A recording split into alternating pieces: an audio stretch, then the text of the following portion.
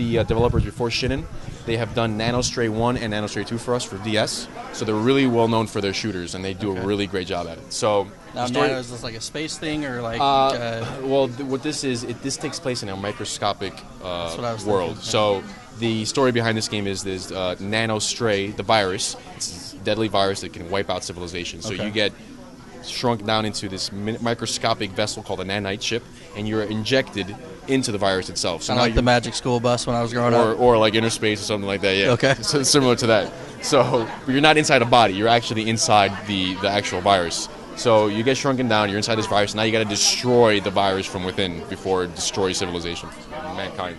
So there are 32 twisted cell stages. The core of the game takes place on levels like I'm about to show you right now. You're on a cell.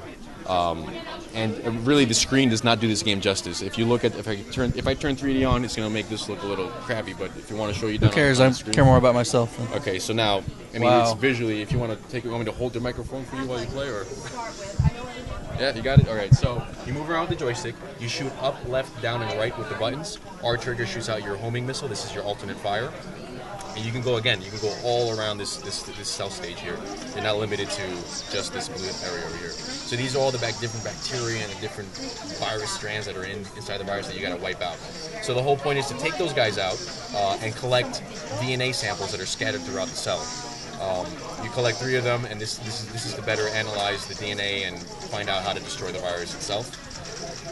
So again, 32 twisted cell stages, and not only, this is not the only view that you can play, so to just kind of change up the gameplay mechanics, there are other levels called Explore levels, which plays very similar to the way Star Fox plays. So it's behind the camera, behind the ship, it's a third-person view, and you're on rails, so you're flying straight forward versus going around the entire cell like you are. Well, these 3D graphics are amazing. It's hands down our best looking 3DS time. These guys always over-deliver from what we were expecting. They did such a great job on this game, and it's pretty much done.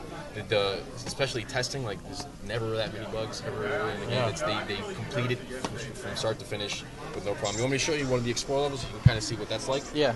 Turn the 3D back down. 3D back down so you can check. Okay, so escape. So now this is how the Explore level plays. Again, behind the ship. You're floating through one of these cell tunnels. The screen really doesn't do justice. At all. I know, it sucks. So again, now there's different game modes as well. There's a boss rush mode where it's basically a survival mode. You'll be battling the 10 bosses that are available or are in the game. And basically, again, it's a survival mode, so you're battling all these bosses, and they progressively get harder as you kill them. Kind of like Horde mode from Gears or Firefight from Firefight. Yeah, exactly like that. And again, as it gets progressively harder, you eventually will die. And you save your score, and you can upload it to an online ranking system so you can compare and compete with your friends online. Okay.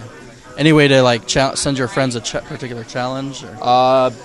No way to send your friends challenges, but if they're your friends on the Nintendo thing, they'll see you showing up. You can show up and see the online rankings. Yeah. There's also another mode called Jukebox, which basically all it is just it gives you all the music from the game.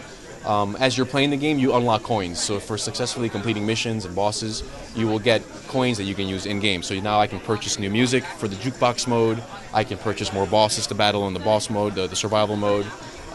There's a Nanopedia, which is basically an encyclopedia of all the enemies in the game. So I can find weak points and all that, so I can purchase that kind of information with the coins that I receive in the game. Talking about the music a little bit, did you guys have like an in-house composer do it? That's all done by Shinin at their studio. They're based out of Germany, so they handle all that stuff. Yeah, I'm pretty sure they don't export that or do it externally. They do that all in-house, I'm sure. Yeah. And 10 different bosses. So kind of reminiscent of Star Fox. Yeah, this is what this part looks like. Yeah. Actually, I played Star Fox 3D yesterday at the Nintendo conference. How did that go? It was cool. I mean, is it these graphics is it a brand new game, or is it? It's the Star Fox 64 right? That they made 3D. Right. But I'm telling you, this looks a lot better in my opinion. It's really nice. This game is visually stunning. I'm really enjoying this game. All right. Well,